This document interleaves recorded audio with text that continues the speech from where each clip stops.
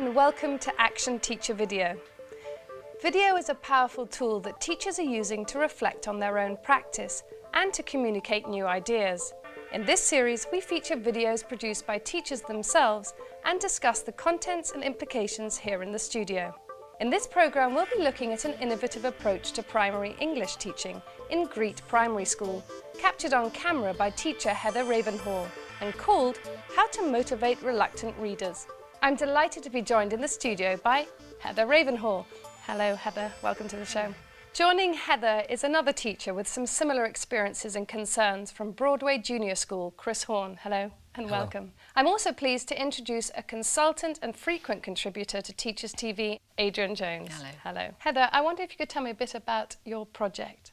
I wanted to choose literacy, some kind of focus with literacy, and as one of my strengths is reading, I focused on that. I was looking within my classroom first of all to see what areas of literacy I thought were lacking, and the children didn't actually go up to the book corner and have a look at books, and that really puzzled me. I wanted to know how I could start to promote books within my classroom and hopefully promote that at home also.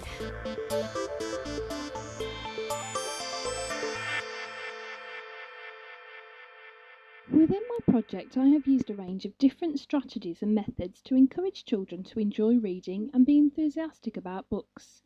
I have given books more prominence within the classroom, providing children with a range of reading material to show how important the skill is and that print is all around us. By providing a print-rich environment, it has encouraged children to choose reading as an activity within my reception classroom. I have found out by including lots of reading resources within my role-play corner, it has encouraged much more valuable speaking and listening, as well as giving children support with their early reading skills. I started off my project by collecting a baseline by interviewing children with a questionnaire. This gave me an insight into their enthusiasm about books at both school and home. It also helped me to get to know my children's interests a lot better, so I knew which would benefit from extra support. All the toys, and then on the other page he had all the toys in his room. So you like that book? It sounds really good. We've read that in class, haven't we? Is that why you chose that book? Yeah, because you'd read it before. Does somebody read stories to you at home? Good night bedtime about Hodge, and then with that, and then try hard to read myself, and one day I read it, my mom downstairs. I found out when children choose a book for themselves, it encourages them much more to read as they know which kinds of books they like most. I offer both a range of fiction and information books at our library changing time, as I noticed boys enjoyed these better. This selection out of our reception library has helped to promote more reading for pleasure within the class. Do you like Winnie the Pooh? Why did you pick that one up today, Maria? Because I've got Winnie the Pooh out. Have you? Is he your favourite character in this book, or do you like Tigger?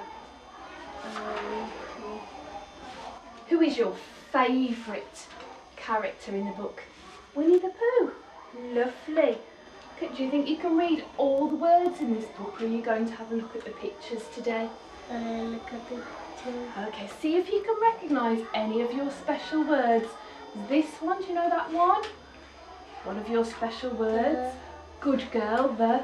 And this special word? At, no, de, At. And. No, this one, to, or. To. Winnie the Pooh and Tigger too. After a visit to the local library, I introduced a class mascot. The toy goes home with a book on the Monday and is brought back by Friday. It has helped children to get support from their parents and have something special to look after at home. The child then tells me what the book was all about and lets me know if they enjoyed it. These book reviews help them to understand a story has a beginning, middle and an end. What's sensible here is going to read our information book about frogs in the lake, and then you can bring it back and tell us what it's all about. And Fredo the frog is going to help you. It was a good book because people who don't know about fishes that live in the water, it was telling you about that, and it was telling you people who don't know where fishes live. Catches the fish, and why do you like this page about the walruses? I like a black fish. Do you know it's not a fish? Do you know what it is? Whale. It's a whale. Good boy. And whales are much bigger than fish. Fantastic. Did you like this book? Yeah. What did you like about it? The shark is a starfish. I introduced the children to different types of reading materials to show them they don't have to read just stories. I read. What do you think this is?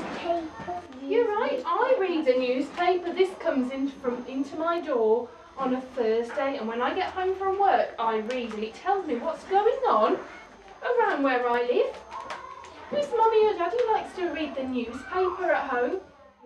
I have used books and stories as starting points to introduce topics, and the children have been able to use them to support their own learning. It has encouraged the children to go and find out information independently. Where possible, we also try to back this up with a real-life experience. What do you think he eats? A rabbit eats carrots and Like Bugs Bunny, do you think? the rabbit eats carrots. Yes, they do. My rabbit eats carrots. What else do you think they might eat? They're eating that. What's that? Grass. Grass. Do you remember at the Licky Hills? We went to the Licky Hills. The lady said that they eat all the grass and keep it very short, so they don't need a lawnmower. Remember? They're very little, aren't they? They've only just... By being able to experience what they have read and found out about, the children have learnt more in depth, and they've really enjoyed it. By providing books about the topic, it has also promoted reading for pleasure and increased their enthusiasm about their own learning. And have you got pets at home? Anybody got cats or a dog or anything? I got cats. Through actively using books, the children have benefited by building their confidence and self-esteem. They will now talk about things they have enjoyed reading and will freely choose independent reading activities. The reluctant readers of my class are using the book corner and have shown signs of increased pleasure in reading with enthusiasm about their books. I hope with time this project will carry on showing children that books are a fun way of learning lots and lots of new things.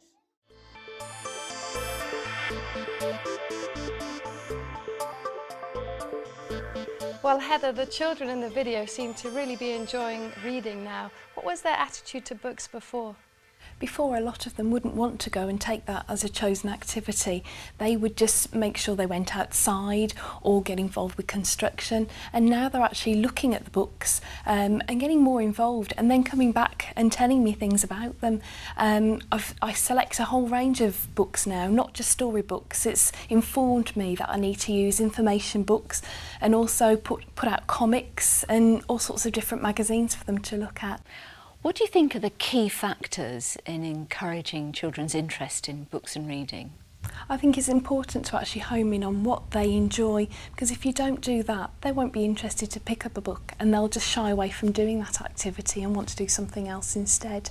So by making sure that comics were available or things off the television like Bob the Builder, they actually went and picked up those annuals instead, and that would encourage them to look at different words and help them then to go and pick up other books that we talk about within class. Chris, do you think that encouraging children's interest in books needs to continue right the way through the primary school? I agree with Heather. We need to excite and engage the children. Once you've got them engaged, they'll work with you and immerse them in the process. We also have boys and girls book club at school, and we invite in mums, dads, granddads, the lollipop man, the postman, the firefighter, and they come in and they read an extract from their favourite book, and that really excites and engages the children. Heather, what did you find out that was new when you recorded your video and observed it later? I was able to actually look at myself, and a factor that I thought that was very important for me was I was talking too much for the children and they weren't getting any thinking time. So I've actually reflected now on my teaching, and I will give them that little bit extra time. Sensible here is going to read our information book about frogs in the lake, and then you can bring it back and tell us what it's all about. And Fredo the frog is going to help you. Adrian, a very interesting idea of trying to encourage children to love reading there. A mascot as a reading partner. How did you introduce that? We had already a writing diary that went home with the children to encourage extra writing at home and involve the parents. But I incorporated this then with my project to look at reading, and I had a little tiny hedgehog, but he went missing, as all furry animals do when they go home with a child, and I had to replace that with a little frog, and it's encouraged the children to read with their parents. And with the children in our school, a lot of the children actually have English as an additional language, so we read the story beforehand in the classroom on a Monday, and then they can take that home with them, and if their parent doesn't actually read English and only speaks home language, they can then read the story with their child, and the child can then tell them in their own language, so it's something that they can all get involved with at home. Chris, you teach older children. How do you develop this confidence in reading and also bringing in the parents? We try and do it through the back door. Lots of parents are quite anxious about reading and literacy in school, so we offer them the opportunity to perhaps come into school to help with the cookery and perhaps with the sewing and the gardening, and in doing so introduce words and literature in terms of recipes and the backs of seed packets, and allow the parents to read with the children, so it's actually opening up their world and the language and the type of reading that can take place. Do you know it's not a fish? Do you know what it is? Whales. It's a whale. Good boy. And whales are much bigger than fish. Fantastic. Did you like this book? Yeah. What did you like about it? The shark is a starfish. Those responses there, did anything surprise you? The fact that they were able to correct themselves when they realised that it wasn't a fish and it was something much bigger. And also one of the boys on that clip that was shown, he actually went home and spoke to his parents about the book that he'd taken home and he'd looked at, and went on to the internet and got some information about fish and about whales. He's going and directing his own learning, which is something I didn't think would happen. Do you think it would be useful to show this to colleagues? I've shown this to the infant part of our primary school, and it raised lots of questions on how they should be promoting books as well. So hopefully in the future we'll see them taking on some of the ideas I've tried out. Chris, do you think it's an idea for other schools, perhaps yours? I think it's a wonderful idea. It's a new way of working, with us primarily being a junior school.